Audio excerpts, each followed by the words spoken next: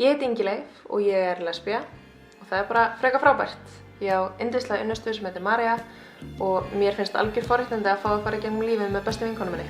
Gera allt sem okkur finnst gaman að gera. En ég á líka 10 ára gamlan stjúpson sem heitir Þorgeir og við erum bara ósköp venjuleg fjölskylda. En ég og María stofnuðum Snapchatar á svona hinseginleikan fyrir næstu 2 árum síðan þar sem við höfum fengið alls konar hinsegin fólk til að koma og segja sína sögu. En mér langaði að taka þetta skrefinu lengra og búið til sjónvarpsþætti þar sem við skyggnumst inn í líf hinsegin fólks á Íslandi í dag. Og í þessum fyrsta þætti ætlum við að skoða samkynhneigð.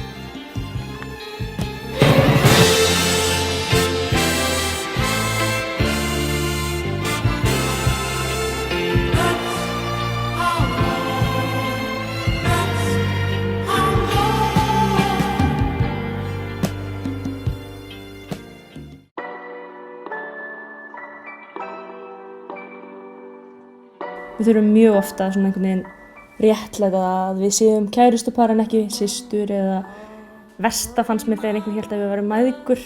Mér hélt það? Manstu ekki eftir því? Það situr mjög í mér.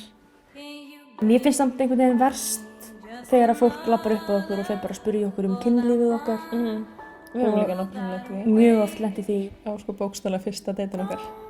Já, það var skrítið. Ég man að við vorum að dansa og ég hef gett svona spennt eitthvað. Þessi náungi kom bara upp á okkur og var bara hey, vantar ykkur ekki einhvern svona alvöru kallmann með ykkur? Já, þú veist, ég held að við lendum sjaldan í því að vera ekki spurðar út í eitthvað þegar við förum út. Eins og þegar við vorum að byrja saman, ég hugsaði alveg bara, þú veist, er þetta bara eitthvað norm?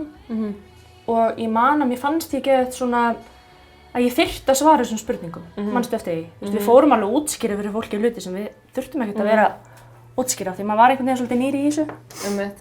Auðvitað samt alltaf læg, þú veist, ef vinir manns eru bara forréttnir og vilja vita einhverja hluti sem að þeir skilja ekki eða eitthvað, en það er annað þegar það er ókunnugt fólk.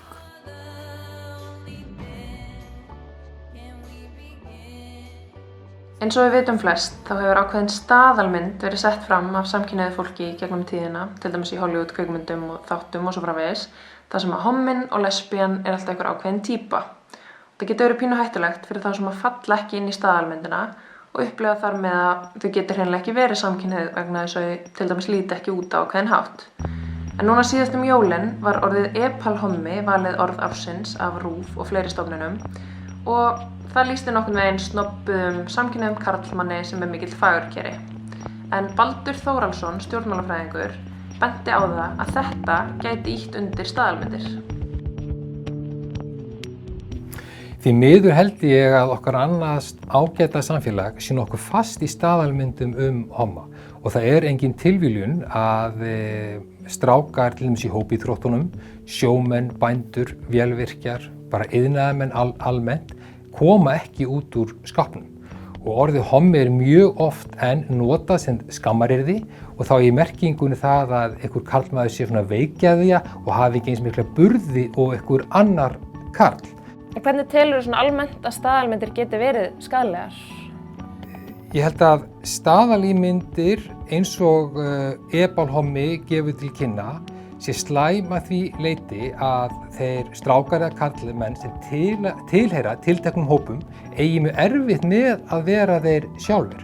Og við vitum það samkvæmt öllum rannsóknum að samkynhneigðir karlmenn eiga mun erfiðar uppdráttar heldur en gagnkynhneigður kynbræður þeirra.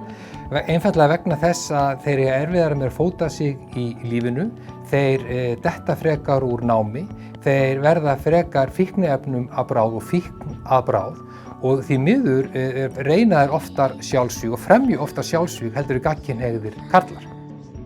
Þar sem við erum að tala staðalmyndir, þá verðum við auðvitað að nefna það er fullt af fólki sem fellur inn í staðalmyndina. Og það er bara gott og blessað og frábært þó svo að það sé ekki eina rétta típa af samkynhneigðri manneskju. En er eitthvað til sem heitir geitar og sér maður það raunverulega utan á fólki hvort það sé hinsegin eða ekki? Við ákváðum að tjekka því. Við fengum samfélagsmiðlastjörnurnar Góa Sportrönd og Kami Klikk til að hjálpa okkur við þetta. Nú mátt þú bara gera svo vel að dæma þetta fólk. Bara venjulegt, ég veit ekki, venjulegt föt. Ég dæmi fólk ekkert eftir útlitinu. Nei, nú verður bara að gera svo vel að gera það. Jæja. Straight. Ég held að hún sé gagnkynhneigð. Hún er Í persónukynni. Hvað er útlitið að segja þér hérna? Bara hún sé skemmtileg típa. Skartgripir, ég er með skartgripi, mér finnst það alveg vennulegt. Sér hvað þetta er erfitt. Samkynni. Ég ætla að segja pan. Af því að mér finnst hún svo frelsuð einhvern veginn svona. Ég er pan. Þú ert pan? Ok. Bara svona 101 Reykjavík, bara svalur. Er þetta að segja þér eitthvað sögu? Nei. Það segir mér, útlitið segir mér almennt ekki neina sög, eða ekki kynhneigð. Ég ætla að segja straight. Samkynhneigður. Ok. Og hann er? Ég er hommi. Ólétt. En með snúð sem er svolítið out there. Ok. Bæði, ég veit það ekki. Sko, mér líður eins og þetta sé eitthvað trikkkastin. Ég er strax með þangað, sko. Gagnkynhneigð. Ok. Ég ætla að segja samkynhneigð. Ok. Ok, og hún er? Lesbíu. Ó, vel gert! Þessi er nú bara klár fyrir sviðið. Það er bara fjármyndanir. Svakalega flottin. Ég held að hann sé gagnkynhneigður. Ok. Var það eitthvað sérstakt við hann? Nei, ég bara held það. Samkynhneigð. Ok. Hann er? Ég er straight. Ég veit það ekki. Ég veit það ekki. Ég veit ekki hvernig maður á að sjá þetta, sko. Nei. Það er kannski bara ágætis punktur, sko. Hvernig áttu að segja það á fólki? Ég held ég stimpli samkynhneigð. Ok. Bara straight. Straight? Já. Já, ég er straight. Ok. Er þetta flauels? Jesús, þetta er erfitt. Gagnkynhneigður. Ok. Ég ætla að segja straight líka. Ok. Ég er hommi. Jæja, þetta gekk ekki vel, en þetta var að vísu mjög óvísindaleg rannsókn, en ég var samt ekki að reyna að gera hann eitt sérstaklega erfið að þetta bara kom svona út. En ég held að þetta gefa okkur alveg ákveðna vísbendingu um það að við getum ekki dæmt fólk út frá útlitinu eða ákvarðað kynhneigð þess út frá því. En þessar stereótypur eru vissulega til og þrátt fyrir að ég sé að tala um það að staðalmyndir geti verið hættulegar, þá vil ég samt alls ekki gera lítið úr tilverurétti þeirra sem að falla inn í staðalmyndina. Þannig að mér langaði líka að tala við eitthvað sem er kannski aðeins nær staðalmyndinni og ákvað því að fá vinkonum mínar þær Röggu og Laufeyju í kaffi og heyra hvað þær höfðu að segja. Hey! Bæinn! Takk fyrir! My little crib. A little crib. Damn! Langar ykkur í kaffi? Ég tók alveg tímabil þar sem að ég mætti í pilsu á böllin til þess að reyna að detta í sleik við eitthvað gaur, sko, en mér leið bara óbærilega illa, sko. Þú veist, ég sat bara, ég ætla ekki að reyfa mig í þessu pilsi. Það var svolítið pressa, sko, sérstaklega ég fann það þegar ég var að koma í menntaskólann. Það var svona allar stelpurnar eitthvað að tala stráka og maður var eitthvað svona, ætli ég sé ekki bara bæ. Já, það var það, sko. Allt þetta, sko, maður svona, það er samfélagið svona ítir manni svolítið út í það að maður eigi að fíla stráka, sko. En, þú veist, svo bara virkaði það ekki fyrir mig. Ég deytaði vin minn og við vorum, þú veist, stundum eitthvað að horfa á mynd og eitthvað og ég eitthvað vill alltaf svona halda utan hann og hann eitthvað svona, Laufey, ég er gaurinn, ég eitthvað svona, nei, mér finnst þetta miklu betra, eitthvað. Það var gett með confused dæmi, sko. En, þú veist, hvað með þig? Ég var í einhverjum svona afmyndum bara, þú veist, ég viss alltaf, ég laðast alltaf að stelpum frá ég á lítil, skilur, ég, þú veist, varð alveg svona skotin í kennara, skilji, og þannig sem að maður tengja margir örugglega við, en ég afskrifaði alltaf sem bara eitthvað annað. En þá kemur alltaf ógeðslega heimskuleg spurning, en þú ert svo stelpuleg. Það fekk ég alveg bara endalaust, bara þú lítur ekki út fyrir lesbía. Ekki svona sæt stelp eins og þú.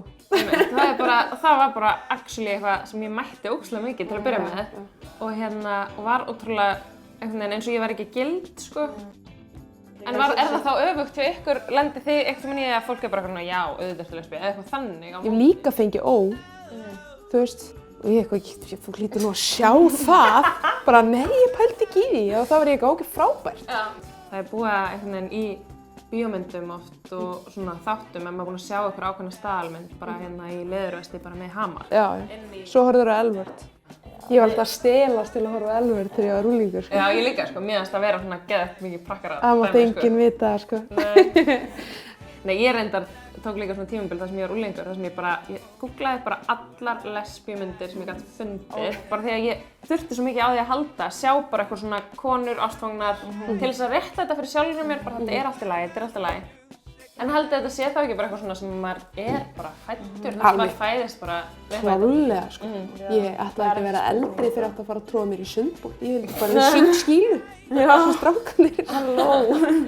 Nákvæmlega, þannig að þetta er einhvern veginn bara svona, jável, eitthvað sem var bara í grunninn, svo kemur eitthvað tímabil þar sem maður reynir að fylla einhvern veginn inn og svo bara svona, leið að maður sleppur tökunum þá bara, maður lærir maður sjálf.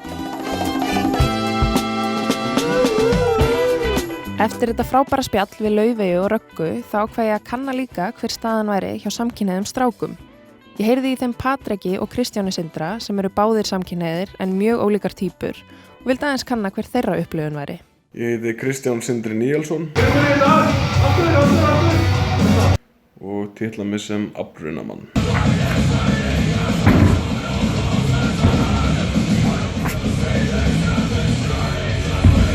Hæ, ég heiti Patrik Hæmi og ég er 18 ára gamall og vinn við samfélagsmiðla. Breyttist eitthvað hjá ykkur þegar þið komum út úr skápnum? Nei. Það breyttist bara alltaf neitt hjá mér. Það var enginn að búast við því hjá mér. Þannig að bara, eina var það mikið sjokk hjá fólki en... Já, það breyttist ekkert heldur hjá mér, sko. Það bjuggust allir við því bara. Skilur, ég hef alltaf verið svona bara, síðan ég var lítill bara þessi staðalímynd eða fattir.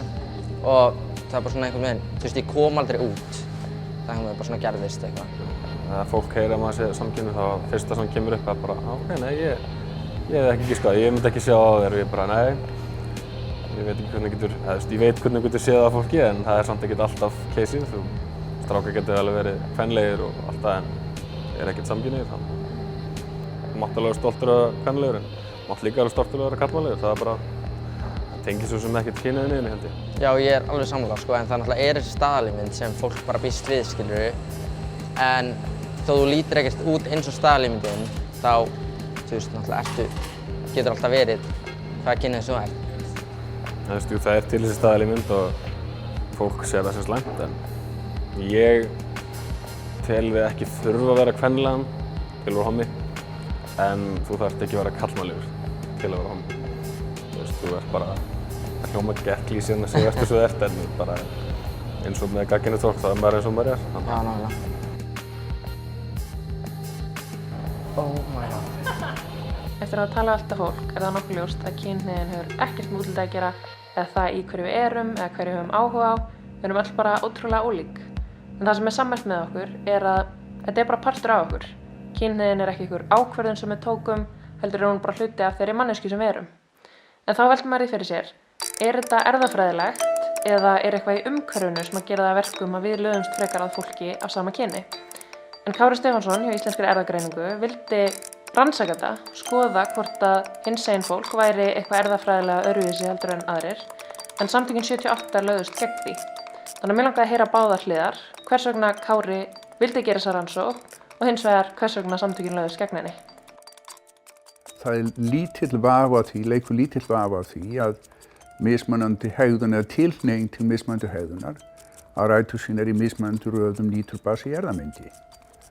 Þannig að ég held að það sé lítill vafi á því að munur af kynhneigð hlýtur að eiga rætur sínar í mun af röðum níturbasa. Það var von okkar að með því að sýna fram á þetta væri bara í eðlu sínu eins og öll önnur hegðun mannsins eða allur annar munur á hegðun mannsins, að þetta var ósköp einfaldlega einhver sem menn erfðu. Það var kannski auðveldara fyrir fólk að taka þetta opnum örmum, taka þessu opnum örmum.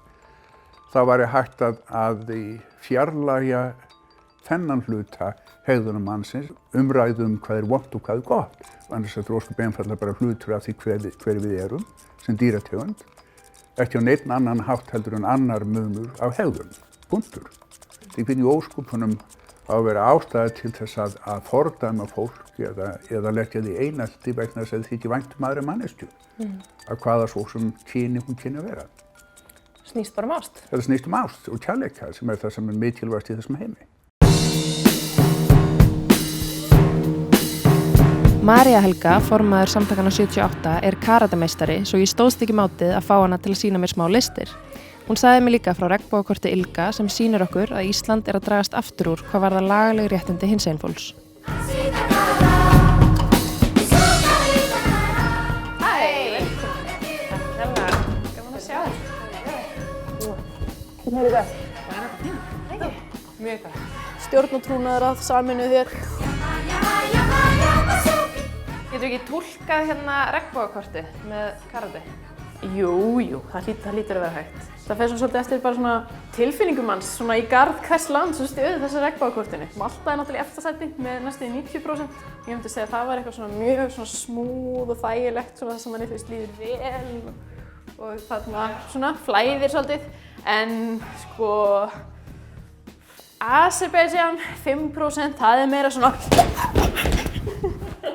En Ísland? Ísland? Það náttúrulega líður manni svona bara vel og sund og það er bara mjög þægilegt og gott. En annað frá. Hvers vegna lögðust samtökin 78 gegn því að Íslensk erfðagreining gerði erfðafræði rannsókn á kynhneigð? Það kann að vera svolítið fjarlægt fyrir okkur í þessu samhengi hér, en það eru ennþá yfir 70 lönd í heiminum þar sem samkynhneigð eða einhvers konar svona samkynja athæfi milli fólks, hvort sem það identifierar sem samkynhneigt eða ekki, varðar við lög. Sums staðar er þetta bundið við dauðarefsingu. Það að geta einhvern veginn sorterað fólk út frá hugsanlegum erfðafræðilegum breytileika, það gæfi í rauninni yfirvöldum sem vinna markvisst að því að útskúfa og þarna útiloka hinsegin fólk úr samfélaginu bara vopn gegn þeim. Blessunarlega erum við komin frekar langt hérna á Íslandi, að minnsta kosti félagslega, en við erum samt ekki alveg komin nægilega langt hvað varðar lagasetningu, svo getum við alltaf bætt þessar staðalmyndir. En samkynhneigð er bara einn af fjölmörgum kimum hinsegin flórunnar, en við ætlum að skoða hana aðeins betur í næstu þáttum.